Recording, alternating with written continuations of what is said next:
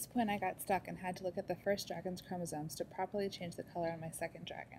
How did you work through getting the two phenotypes to match?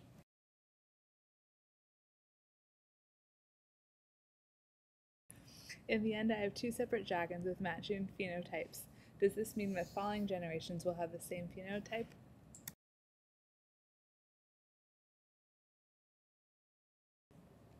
Here is an example of how evolution occurs in a population of 20 blue organisms. They reach up to grab food that falls from the sky.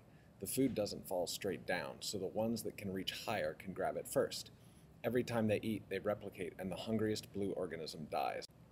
At the beginning, all of the organisms are the same height. They're all phenotype 2. After 50 feedings, the population is taller. This graph shows us that the numbers of phenotype 2 are decreasing and the numbers of phenotype 4 are increasing. Now, after 100 cycles, the organisms almost all are phenotype 4. The numbers of phenotypes 3 and 4 fluctuate, but the taller phenotype 4 is always more numerous. Now, after 150 cycles, our blue organisms are all phenotype 4. Here, phenotypes 1 and 2 have all but disappeared, and the numbers of type 3 and 4 still fluctuate. The population is stabilized. There are small fluctuations in the numbers of phenotype 3 and 4 because mutations that affect phenotypes still occur. Even phenotype 2 appears occasionally due to a mutation. At the end of the simulation, the organisms are taller than at the beginning. The taller organisms got more food, so they replicated more frequently, and the short ones died. Here's a challenge for you. Figure out what changed to make this simulation different than the last.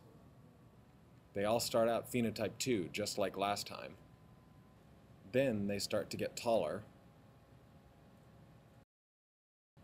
Phenotype 2 numbers start to decrease. And phenotype 3 is most numerous now, but one type isn't dominant like last time.